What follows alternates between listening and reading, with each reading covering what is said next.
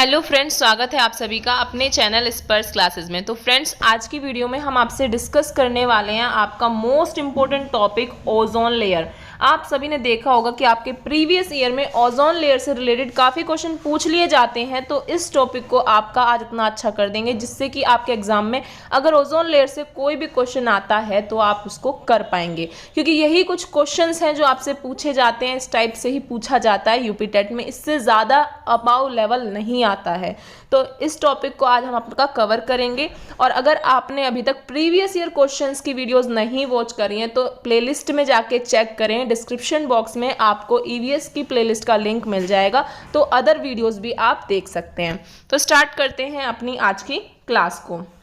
तो हमारा first question है, विच of the following is not the consequence of ozone depletion. इसमें ये पूछा है, इसमें से कौन सा आपके ओजोन परत के क्षरण का परिणाम नहीं है। तो देखिए, अगर आपको पता है ओजोन लेयर के डिप्लीशन का कारण क्या है तो कारण नहीं है वो आप इजीली बता देंगे। तो हम जानते हैं जो हमारी ओजोन लेयर है वो हमारी मतलब दिन पे दिन हमारी पैराबैंगनी किरणें के बढ़ने से क्या हो रही है, हमारी ओजोन लेयर जो है पतली होती जा रही है। तो ये तो कारण है। दूसरा आपका क्या है कि आपका जो malignant मेलानोमिया another from skin cancer, घातक मेलनोमा त्वचा कैंसर, जो आपका ओजोन लेयर है, ओजोन लेयर आपकी पतली होती जा रही है। इससे क्या है, अगर डायरेक्ट अल्ट्रा वायलेट रेज आपके ऊपर आके पड़ती हैं तो उससे आपको स्किन कैंसर होने की चांसेस होते हैं। चांसेस नहीं, होता ही है। तो नेक्स्ट आपका क्या है, UV radiation affect by increase, मतलब जो आपका साइनोबैक्टीरिया आपकी आइज के अंदर होता है जो एब्जॉर्ब करता है यूवी रेज को। उससे क्या होता है, आपका क्या होता है, ब्लाइंडनेस आ जाती है। तो ये सब चीज़ें मतलब ओजोन लेयर के पतले होने से आपको प्रॉब्लम हो सकती है। आपको स्किन कैंसर हो सकता है, आपको आइज मतलब ब्लाइंडनेस हो सकता है, आपको डीएनए में चेंज आ सकता है। तो ये सब चीज़ें आपकी होती हैं। अब इसमें पूछा है क्या कारण नहीं है, तो यहाँ पे जो टाइड्स है ये बिल्कुल डिफरेंट है, तो ये आपका ओजोन लेयर के डिप्लीशन का कारण नहीं होगा। नेक्स्ट क्वेश्चन देखते हैं। नेक्स्ट क्वेश्चन है आपका, why UV radiation is higher in summer. जो आपका यूवी का रेडिएशन होता है, अल्ट्रा वायलेट रेडिएशन होता है, ये आपका गर्मियों में अधिक क्यों होता है। इसका रीजन क्या हो सकता है अधिक होने का। फर्स्ट ऑप्शन है, the sun is closer to planet Earth so UV rays have shortest distance to travel to reach us. देखिए, ये क्वेश्चन का पहला ऑप्शन ही आपका राइट हो जाता है।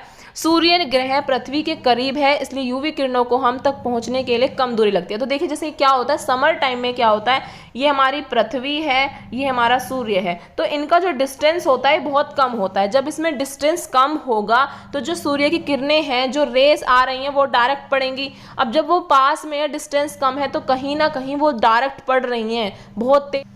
तो इसलिए इसका आंसर आपका यही सही हो जाता है, क्योंकि आपका समर के टाइम पे जो डिस्टेंस होता है सन के और आपके अर्थ के बीच में वो बहुत कम होता है, तो डायरेक्ट रेज आपकी पड़ती हैं अर्थ के ऊपर। नेक्स्ट क्वेश्चन देखते हैं। नेक्स्ट क्वेश्चन है आपका, when was the first ozone hole discover. जो पहला ओजोन छिद्र था वो आपका कब खोजा गया था। 1980 में खोजा गया था, 1950 साउथ में खोजा गया था, 1970 में खोजा गया था, 1990 साउथ में खोजा गया था। तो जो इसका आंसर होगा आपका करेक्ट वो होगा आपका 1980 एस में हो जाएगा। और एक क्वेश्चन आपसे और पूछ लिया जाता है कि जो आपका ओजोन लेयर का बहुत ज़्यादा वो हो रहा है, क्षरण हो रहा है, वो कहाँ पे हो रहा है, वो अंटार्कटिका में हो रहा है। तो अंटार्कटिका का ये क्वेश्चन भी आपको दिखेगा क्वेश्चंस में। नेक्स्ट क्वेश्चन है आपका, in which sphere ozone layer depletion is found. तो आपको मैंने लेयर्स वाला पढ़ाया था एक पार्ट, जिसमें मैंने आपको समझाया था कि कौन कौन सी लेयर होती है हमारी एटमॉस्फेयर की। तो उसमें कौन सी एटमॉस्फेयर की लेयर है जिसमें आपका ओजोन लेयर डिप्लीशन होता है, तो वो हमारी होती है स्ट्रेटोस्फेयर। कौन सी होती है, स्ट्रेटोस्फेयर, जिसे आप हिंदी में क्या बोलते हैं, आपका समताप मंडल बोलते हैं। नेक्स्ट क्वेश्चन है आपका, the depletion in the ozone layer is caused by. जो ओजोन लेयर का डिप्लीशन हो रहा है वो उसका कारण क्या है।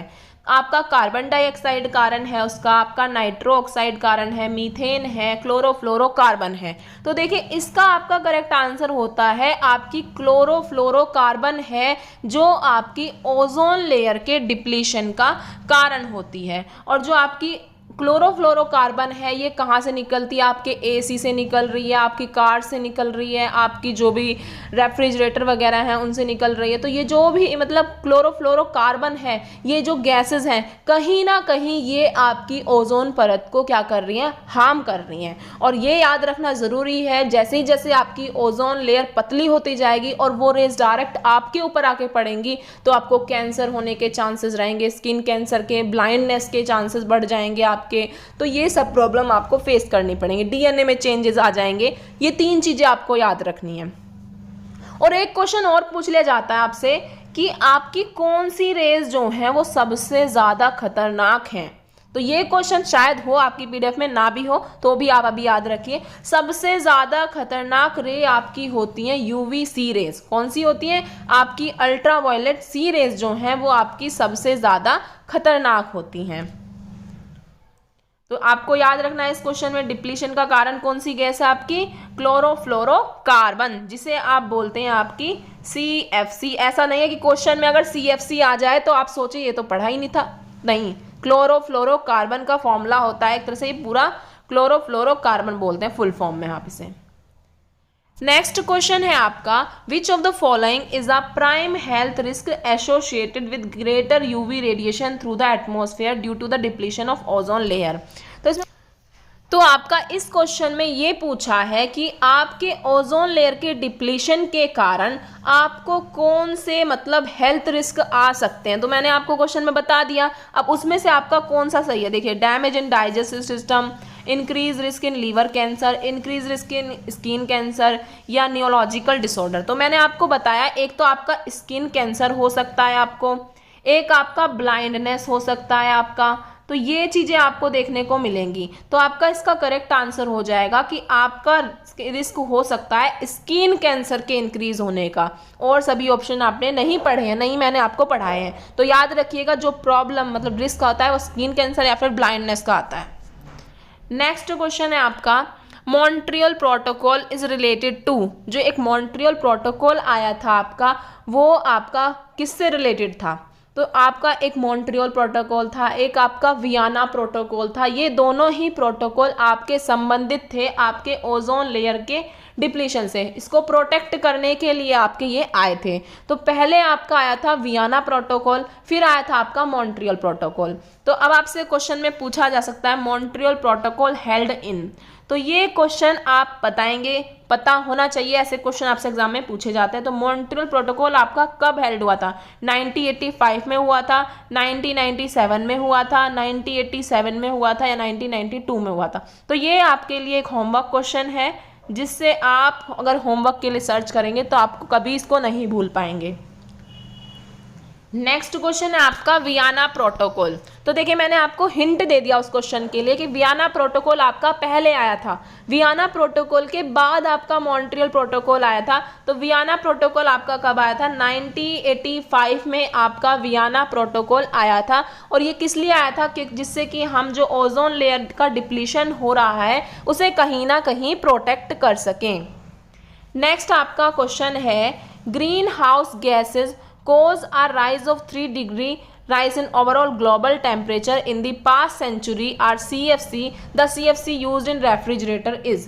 देखिए पूरे क्वेश्चन में बेफालतू की चीज़ दी हुई है। मेन आपका जो याद रखा CFC यूज्ड इन रेफ्रिजरेटर, कौन सी जो CFC है यूज्ड हो रही है रेफ्रिजरेटर में वो क्या है, आपका अमोनिया है, फ्रिन है, मीथेन है, कार्बन डाइऑक्साइड है। तो आपका इसका आंसर हो जाएगा फ्रॉन। तो इसे आप फ्रिन, हिंदी में फ्रिन है, फ्रॉन भी बोल सकते हैं। इसकी प्रोनाउंसिएशन आप चेक कर लीजिएगा। तो आप एक बार सर्च करके देखिएगा, सर्च करोगे तो आपके माइंड में सेट हो जाएगा। CFC यूज्ड इन रेफ्रिजरेटर, तो ये आपका फ्रियोन है, तो इसका करेक्ट आंसर आपका फ्रियोन हो जाएगा। नेक्स्ट देखते हैं,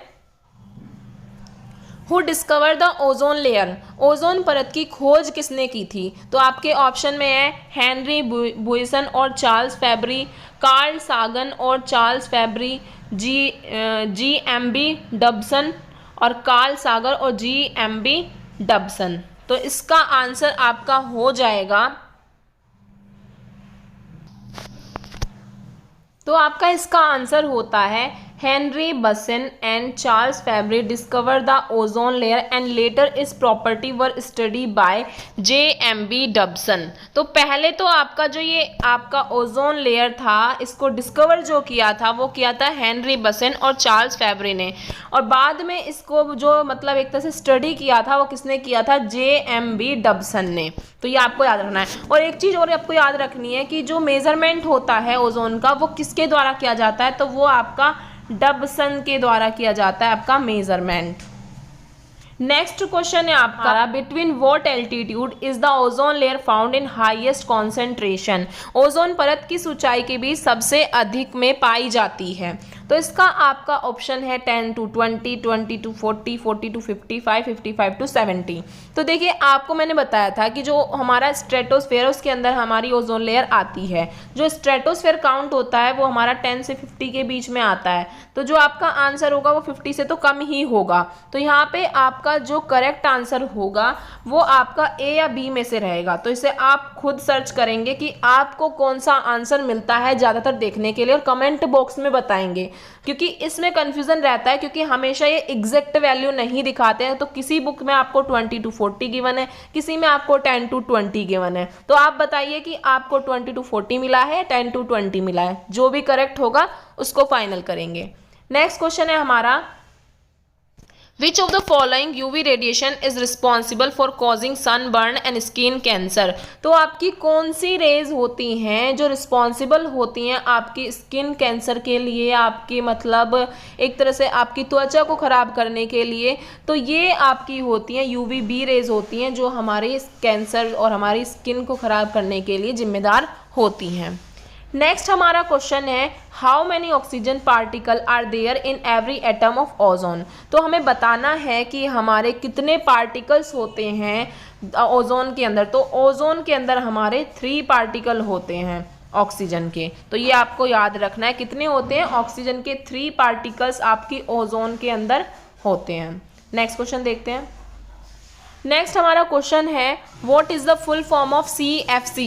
तो ये मैंने आपको बताया था कि जो आपका CFC है उसकी फुल फॉर्म आपकी होती है क्लोरोफ्लोरोकार्बन। कौन सी होती है, क्लोरोफ्लोरोकार्बन। और ये CFC आपकी कहाँ कहाँ से निकलती है, ये आपकी रेफ्रिजरेटर से निकलती है, ये आपकी कार से निकलती है, ये आपकी AC से निकलती है, ये आपके फ्रिज से निकलती है। तो ये सारे गैसेस कहीं ना कहीं आपके एनवायरनमेंट को प्रोटेक्ट नहीं कर रही हैं, आपके एनवायरनमेंट के लिए सही नहीं है। इसकी वजह से क्या हो रहा है, हमारी ओजोन लेयर जो है दिन पर दिन पतली होती जा रही है, और उससे कहीं ना कहीं वो हमारे लिए खतरनाक है, क्योंकि वही हमें बचाती है UV रेज से।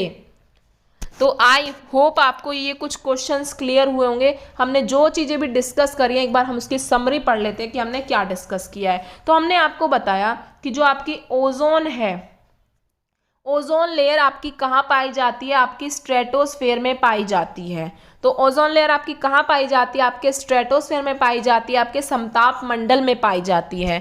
और ये क्या करती है, ओजोन लेयर आपको बचाती है, आपको स्किन कैंसर होने से बचाती है, आपकी ब्लाइंडनेस होने से बचाती है आपको। बट जब ये ज़्यादा हो जाएगी, आप ज़्यादा एब्जॉर्ब करेंगे इस रेस को, तो कहीं ना कहीं आपको स्किन कैंसर या फिर ब्लाइंडनेस जैसी प्रॉब्लम फेस करनी पड़ेगी। दूसरा आपको हमने समझाया था कि जो ओजोन लेयर है, ओजोन लेयर का मतलब समर्स में जो है हमारी ओजोन लेयर का डिप्लीशन ज़्यादा क्यों होता है, क्योंकि रीज़न ये होता है कि जो हमारी अर्थ है और जो हमारा सन है, जो उनके बीच में डिस्टेंस है वो बहुत कम रहता है, और इस वजह से जो सन की डायरेक्ट रेज हैं वो अर्थ के ऊपर पड़ती हैं, तो वो रेज डायरेक्ट पड़ने से हमारा जो है अर्थ का डिप्लीशन ज़्यादा होता है। तो कुछ हमने ये भी बताया था, CFC से हमने आपको बता दिया क्लोरोफ्लोरोकार्बन भी हमारा जिम्मेदार है ओजोन लेयर के पतले होने का। तो एक बार आप चेक कर लीजिए क्या क्या क्वेश्चन आपको समझाए थे। तो देखिए इसमें हमने बताया था कि UVB रेज होती हैं जिनसे आपको स्किन कैंसर होता है। नेक्स्ट देखिए, नेक्स्ट हमने बताया था कि किसने आपका ओजोन लेयर को डिस्कवर किया था, हेनरी बशन और चार्ल्स फैब्री ने डिस्कवर किया था।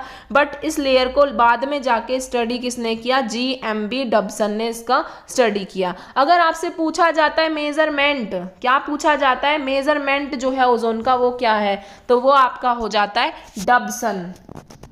नेक्स्ट क्वेश्चन आपका वियना प्रोटोकॉल पहले आया था, मॉन्ट्रियल प्रोटोकॉल बाद में आया था। वियना प्रोटोकॉल आपका आया था 1985 में, आपका वियना प्रोटोकॉल आया था। और एक आपसे पूछा जाता है कि आपकी जो ये है CFC जो रेफ्रिजरेटर से निकल रही है, ये एक तरह से इसके अंदर क्या है, इसके अंदर आपका फ्रियोन पाया जाता है, तो ये आपको याद रखना है। हमने बताई दी आपको मॉन्ट्रियल प्रोटोकॉल आपका होमवर्क है, ये आपको होमवर्क में करके लेके आना है। नेक्स्ट आपका क्वेश्चन था कि जो हमारी, ये तो सिंपल है, स्किन कैंसर से रिलेटेड हम बात कर चुके हैं। नेक्स्ट आपका क्लोरोफ्लोरोकार्बन के कारण हमारा डिप्लीशन हो रहा है, ये भी आपसे डिस्कस कर गया। हाँ, मैंने आपको बताया था कि एक क्वेश्चन और होता है, शायद हमने PDF में नहीं डाला है, कि आपसे पूछ लिया जाता है कि आपका जो ओजोन लेयर का सबसे ज़्यादा हार्श हो रहा है, एक तरह से कहते हैं हिंदी में, मतलब पतली हो रही है, इसी बात को कहते हैं, तो वो अंटार्कटिका में, अंटार्कटिका याद रखना इसके लिए, अंटार्कटिका कहीं भी ऑप्शन में दिखता है इससे रिलेटेड तो उसमें लगा देना। तो यही कुछ इंपॉर्टेंट क्वेश्चंस हैं जो आपके इससे पूछे जाते हैं, इससे ज़्यादा इसमें नहीं पूछा जाएगा। ये देखिए कुछ आपके फैक्ट क्वेश्चन हैं जो आपसे एग्जाम में पूछ लिए जाते हैं। ये कहीं ना कहीं आपके पूरे एनवायरनमेंट को प्रोटेक्ट करने के लिए ही चलाए जाते हैं। तो ये जैसे सबसे पहले आपका एक स्टॉकहोम कॉन्फ्रेंस हुआ था स्वीडन में, कब हुआ था ये? 5 जून से 16 जून तक ये आपका हुआ था, और 1972 में हुआ था। कब हुआ था? 1972 में हुआ था आपका स्टॉकहोम सम्मेलन। कब हुआ था? 5 जून से 16 जून तक 1972 में। इसी वजह से आपका 5 जून से स्टार्ट हुआ था, इसी वजह से आप 5 जून को क्या मनाते हैं? पर्यावरण दिवस मनाते हैं। और कब से मनाना स्टार्ट किया था हमने पर्यावरण दिवस? आपका 1974 से हमने पर्यावरण दिवस मनाना शुरू करा था। और आप स्टॉकहोम सम्मेलन को क्या क्या बोलते हैं? मग्ना कर्ता एनवायरनमेंट भी बोलते हैं, आपका फर्स्ट अर्थ समिट भी बोलते हैं। तो ये 2 नाम हैं जिनसे आपका स्टॉकहोम कॉन्फ्रेंस को जाना जाता है। तो ये पॉइंट्स आपको इससे रिलेटेड याद रखने हैं, क्वेश्चन में कभी कभी पूछा जाता है। नेक्स्ट पॉइंट है आपका, जो आपका स्टॉकहोम कॉन्फ्रेंस हुई थी उसमें आपका एक UNEP का एक तरह से जन्म हुआ था। यहाँ से ये UNEP आया, जिसे आप बोलते हैं यूनाइटेड नेशन एनवायरनमेंट प्रोग्राम, जो हमारे एनवायरनमेंट से रिलेटेड प्रोग्राम को बताएगा।